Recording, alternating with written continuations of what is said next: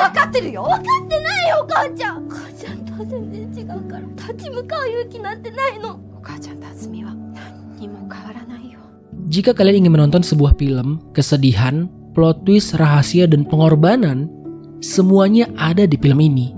Inilah kisah tentang seorang ibu yang divonis hanya memiliki sisa hidup beberapa bulan lagi.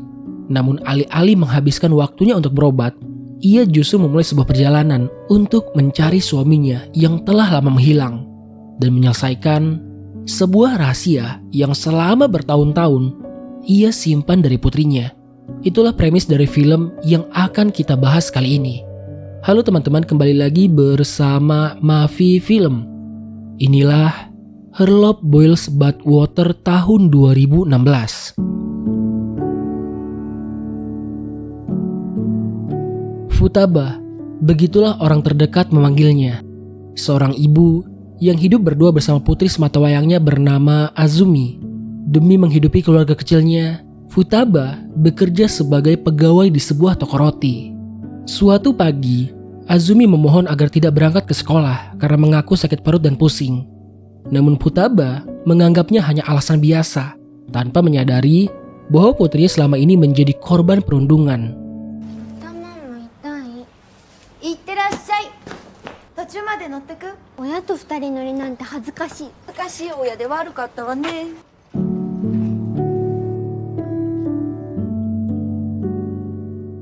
Di sekolah, bakat melukis Azumi membuatnya mendapat pujian dari sang guru. Tetapi kebanggaan itu hanya berlangsung saat saja. 3 teman sekelas kembali mengganggunya hingga ia berakhir di ruang UKS. Saat Futaba datang, ia mendapati seragam Azumi dipenuhi noda tinta. Meski jelas menjadi korban, Azumi justru menyalahkan dirinya sendiri dan memilih menutupi kejadian yang sebenarnya, seolah ia tidak ingin memperbesar masalah. ねえ、私たちにも書き方教えて。ツイート。あずみ、数えたら11色だった。お母ちゃんは断然赤。着替えて帰ろう。 Sebelum pulang, pihak sekolah sempat menanyakan keberadaan ayah Azumi. Dengan tenang, Futaba menjawab bahwa suaminya telah menghilang tanpa jejak sejak beberapa tahun lalu.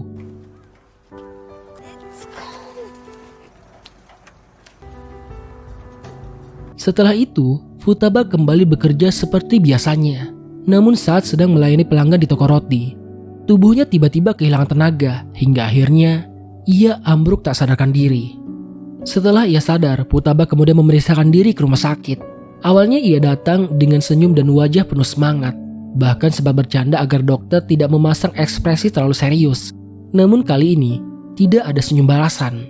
Dengan tenang, dokter menjelaskan bahwa Futaba mengidap kanker pankreas stadium 4. Sel kanker telah menyebar ke hati dan ginjal, bahkan beresiko untuk mencapai otak. Dalam sekejap, senyum Futaba memudar, berganti tatapan yang dipenuhi dengan kesedihan. Menyadari hidupnya tak panjang lagi, Futaba memutuskan untuk mencari suaminya yang telah menghilang selama bertahun-tahun. Berbekal sebuah foto, ia menyewa seorang detektif hingga akhirnya menemukan Kazuhiro yang tinggal sendirian di sebuah rumah kontrakan. そんな怖い顔しないでください。ステージ4の末期がんです。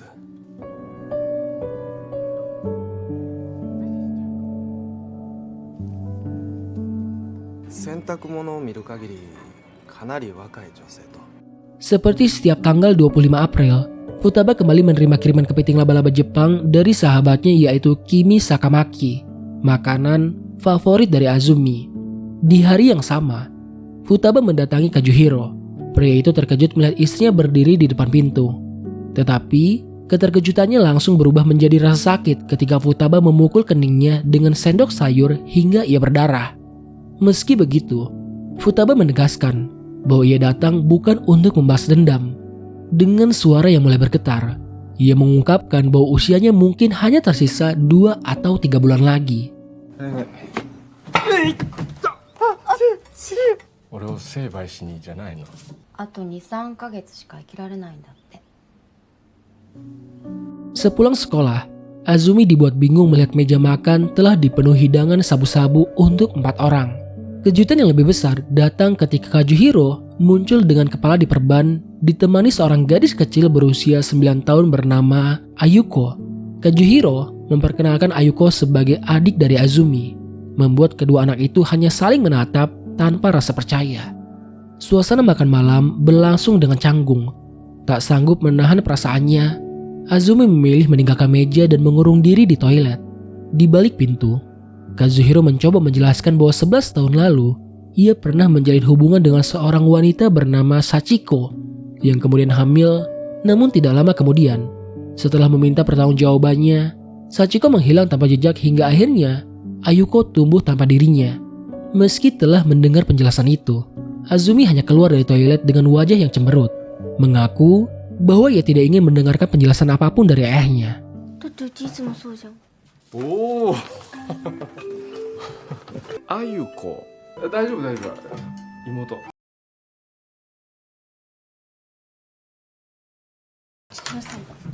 あの時の子供がいるって言われて二人を嫌いになって出てったわけじゃなくてそんな言い訳何にも聞こえなかった。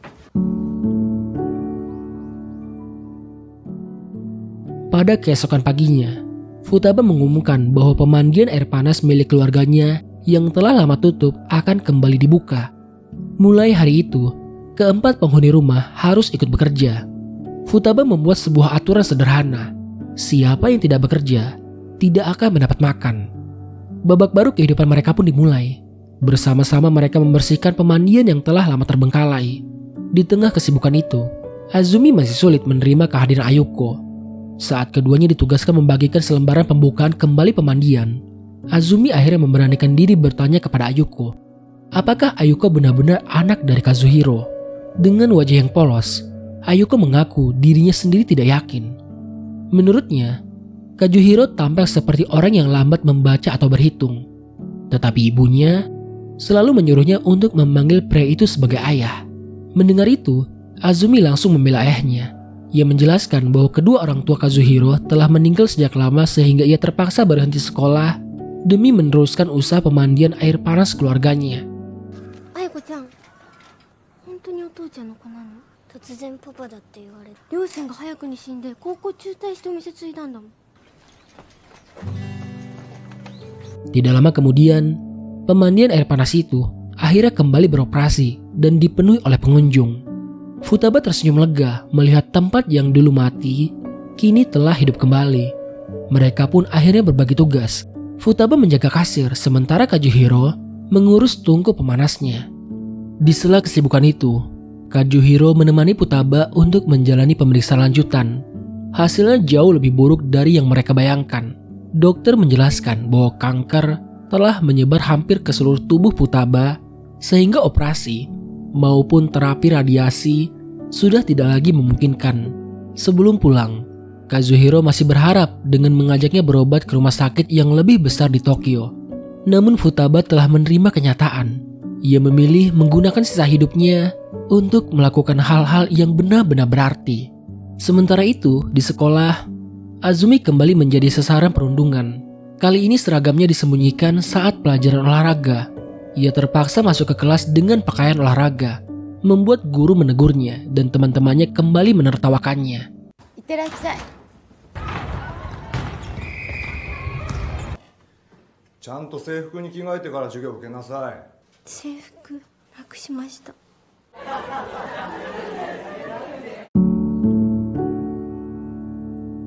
Pada malam harinya, Kazuhiro meminta Futaba membelikan Azumi seragam baru, namun Futaba menolaknya. Pada keesokan harinya, saat Azumi kembali menolak berangkat ke sekolah karena seragamnya hilang, Futaba justru memaksanya pergi dengan menggunakan pakaian olahraga. Azumi menangis dan ia terus menolak, namun Futaba tetap tegas. Ia tidak ingin putrinya terus lari dari masalah. Baginya, Azumi harus belajar menghadapi rasa takutnya sendiri, bukan selalu berharap kepada orang lain datang untuk menyelamatkannya. Azumi mengaku dirinya tidak sekuat sang ibu dan tidak memiliki keberanian untuk melawan teman-temannya. Futaba hanya terdiam sejenak sebelum berkata bahwa mereka sebenarnya tidak berbeda. 今日は体操着で行けばいい。この先何にも分かってない。分かってる。分かってない。分かってる。分かってない。分かってるよ。分かってないよ、お母ちゃん。母ちゃんとは全然違うから立ち向かう勇気なんてないの。お母ちゃんとあつみは何にも変わらないよ。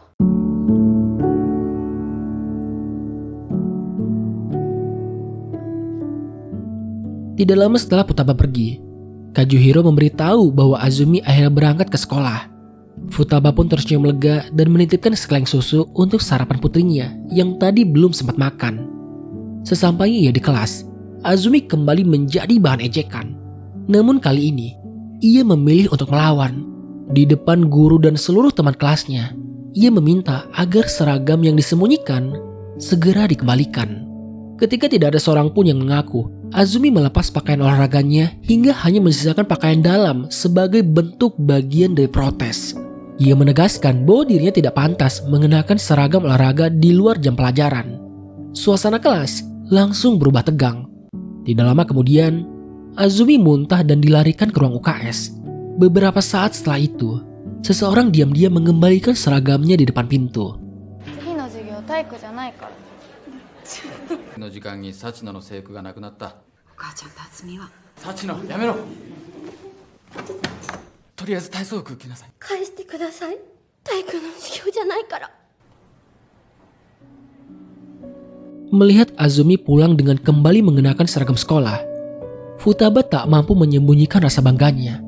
Sambil menangis, Azumi berkata bahwa ternyata ia mewarisi keberanian dari ibunya. Futaba pun langsung memeluk putrinya dengan erat. Dari kejauhan, Ayuko hanya bisa memandangi momen itu dengan tatapan penuh kerinduan akan kasih sayang seorang ibu yang tak pernah benar-benar ia rasakan. 行ったの？待ってる。どうして？とっても心配だから頑張ったんだ。お母ちゃんの遺伝子ちょっとだけあった。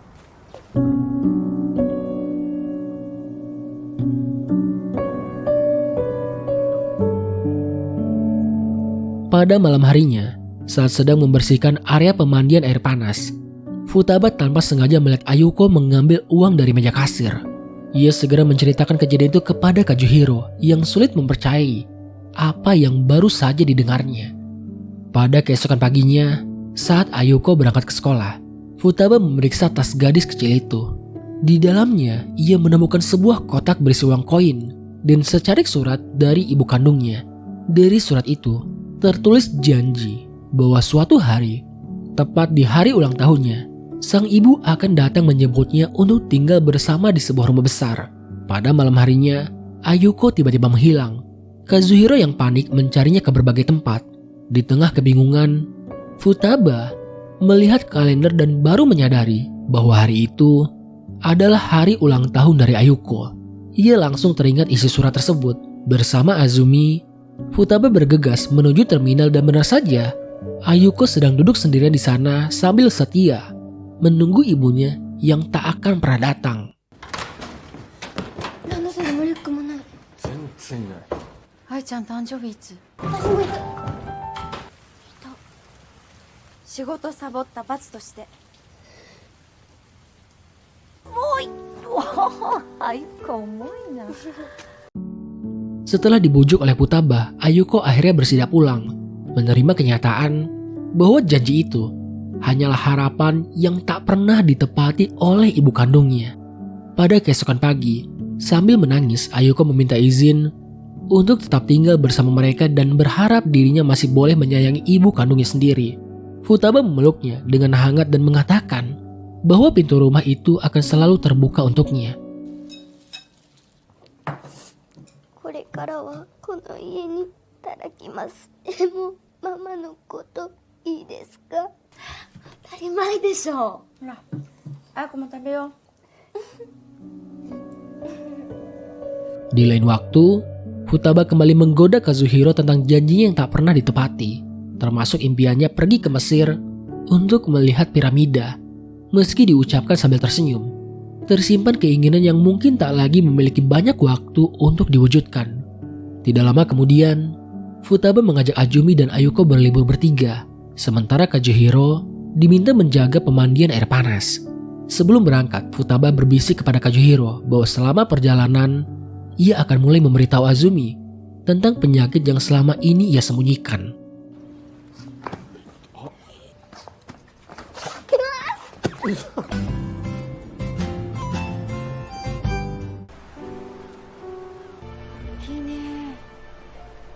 Di tengah perjalanan, mereka bertemu seorang pemuda bernama Takumi Mukai yang telah menunggu tumpangan selama berjam-jam. Meski sempat ragu, Futaba akhirnya mengizinkannya ikut setelah meminta persetujuan Azumi dan Ayuko. まあ時間は腐るほどあるんで男だから怖くはないけど出たらいきなり左折して道で拾ったゾウリですタカアシガニって知ってる？走ると滑るよ。じゃあ僕はこれで一回ぐらい行ってみなきゃ。目標達成できたらあの人から生まれた君たちが羨ましいバイバイ Namun pada malam itu, saat menginap di sebuah penginapan, kondisi Futaba mendadak memburuk membuat Azumi mendengar ibunya merintih kesakitan dari dalam kamar mandi. Ketika Azumi hendak menolongnya, Futaba menolak untuk membukakan pintu. Di balik pintu itu, ia memuntahkan darah berusaha menyembunyikan rasa sakit yang selama ini terus ia pendam. Singkat waktu, akhirnya mereka tiba di sebuah restoran yang menyajikan kepiting laba-laba Jepang, makanan favorit dari Azumi. Di sana mereka dilayani oleh seorang pelayan tunarungu yang ramah, dan berkat dorongan Futaba sejak kecil, Azumi mampu berkomunikasi menggunakan bahasa isyarat, membuat percakapan mereka berlangsung sangat hangat. Sementara Azumi dan Ayuko menikmati hidangan, Futaba hanya tersenyum memandangi mereka karena kondisi membuatnya kehilangan selera makan. Usai makan, Futaba meminta kedua anak itu menunggu di dalam mobil sambil menikmati pemandangan Gunung Fuji. Saat membayar di kasir, ia tiba-tiba menepuk pelan pipi sang pelayan sebagai salam perpisahan sebelum ia pergi. Gadis itu hanya terdiam kebingungan, sementara Futaba menyimpan perasaan yang tak mampu ia ungkapkan.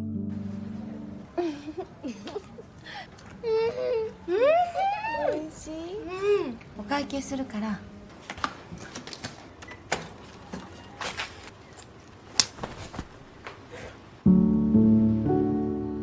Pada saat di dalam mobil, Futaba akhirnya membuka rahasia yang selama ini ia pendam. Dengan suara bergetar, ia mengungkapkan bahwa pelayan tunarungu itu adalah Kimi Sakamaki. Wanita itu merupakan ibu kandung dari Azumi. さっきのお店の人が坂巻さん。あずみ、聞いて。坂巻君江さんと結婚してたの。お母ちゃんとは再婚で。いつ結婚してたの15年前。私今16だよ。違う、そんなの絶対違う。違わないの、あずみ。あなたを産んでない。 Sebelum menikah dengan Futaba, Kazuhiro pernah menjadi suami Kimi.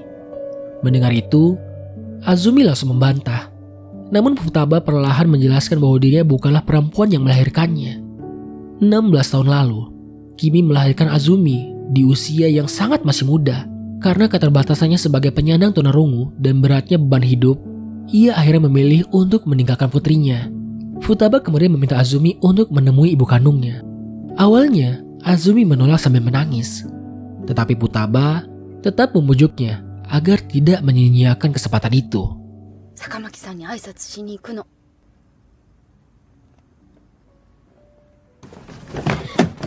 できる。だってあずみは逃げちゃダメ。 Setelah ditinggal sendirian, Azumi akhirnya bertemu dengan Kimi. Dengan tangan gemetar, Kimi menuliskan nama Azumi di sebuah papan. Pertemuan yang telah lama berpisah selama 16 tahun itu berubah menjadi momen yang mengharukan ketika Kimi mengetahui Azumi mampu berbahasa isyarat dengan lancar. Saat itulah, Azumi juga menyadari alasan dibalik surat yang selalu ia tulis selama tanggal 25 April. Dan mengapa Futaba memintanya untuk belajar bahasa isyarat sejak kecil.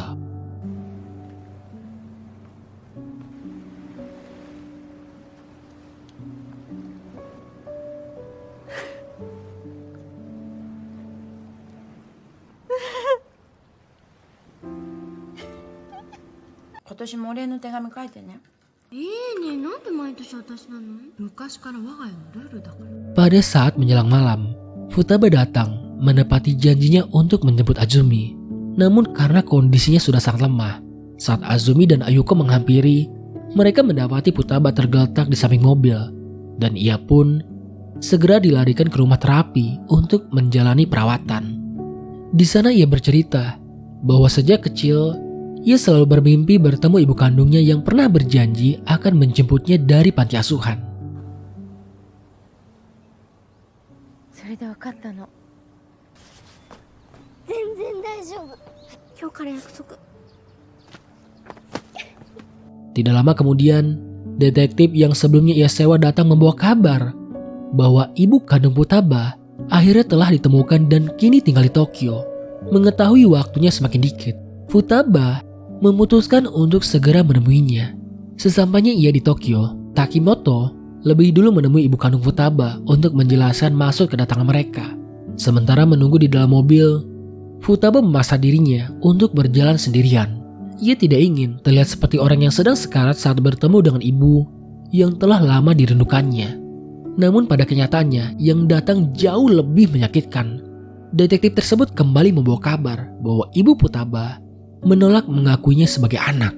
Meski hati hancur, Futaba tetap meminta diantar ke rumah itu, walau hanya untuk melihat dari kejauhan. Dari balik pagar, ia menyaksikan ibunya tertawa bahagia bersama anak dan cucunya. Sosok yang selama ini sangat ia rindukan, ternyata sudah tidak lagi menganggapnya sebagai anak, atau menganggapnya tidak ada. Tidak mampu menahan amarah dan kekecewaan, Futaba mengambil sebuah patung kecil di atas tembok, lalu melemparkannya ke arah jendela rumah. Detektif segera membawanya pergi sebelum keadaan semakin kacau. すいません、私にはそんな娘いないって。一目だけいいですか。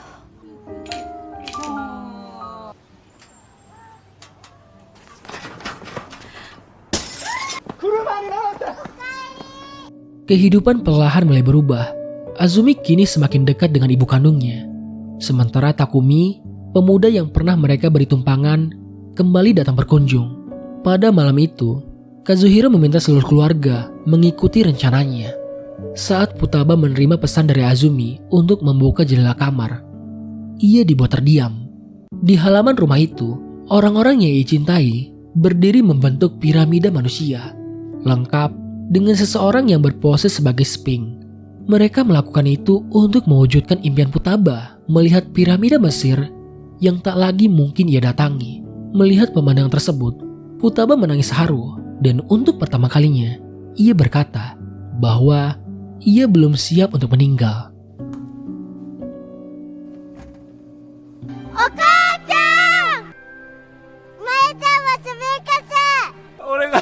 俺がこうやって支えるから。死にたくないよ。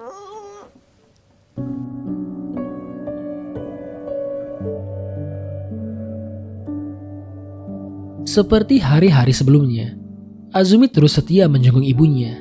Ia menceritakan semua yang terjadi di rumah agar Futaba tetap merasa dekat dengan keluarganya. Namun setiap kali hendak pulang, Azumi selalu memalingkan wajahnya. Ia berusaha menyembunyikan air mata agar Futaba tidak melihat kesedihan yang sesungguhnya ia rasakan. Berusaha tetap tegar, Azumi menahan semua perasaannya hingga detik terakhir.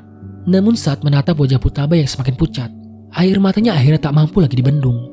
Tanpa isak tangis, ia hanya terus mengucapkan kata terima kasih berulang kali sebagai ungkapan untuk sosok ibu yang telah mengorbankan seluruh hidupnya demi dirinya sendiri. 絶対お母ちゃん一人ぼっちになんてしない。ありがとう。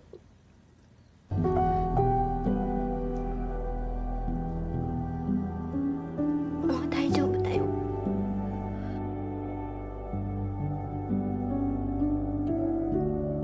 Tidak lama kemudian, perjuangan Futaba pun berakhir. Ia menghembuskan napas terakhirnya dengan tenang, dikelilingi orang-orang yang paling ia cintai. Kepergiannya meninggalkan duka yang sangat mendalam, tetapi juga mewariskan kehangatan yang akan terus hidup di hati keluarga yang ditinggalkannya. 立ち向かう勇気なんてないの。お母ちゃんと渥美は何にも変わらないよ。ママのこといいですか。当たり前でしょ。 あと 2-3 ヶ月しか生きられないんだって。 Setelah mengantarkan Futaba ke tempat peristirahatan terakhirnya, mereka bersama-sama melanjutkan pengelolaan pemandian air panas warisan keluarga, meneruskan mimpi yang telah Futaba bangun hingga akhir hayatnya kini. Azumi akhirnya dapat kembali menjalin hubungan dengan ibu kandungnya setelah 16 tahun berpisah. Namun di dalam hatinya, Futaba akan selalu menjadi sosok ibu sejati. Berkat kasih sayang dan didikannya, Azumi tumbuh menjadi perempuan yang kuat, mandiri, dan mampu menghadapi hidupnya dengan keberanian. Dan film pun selesai.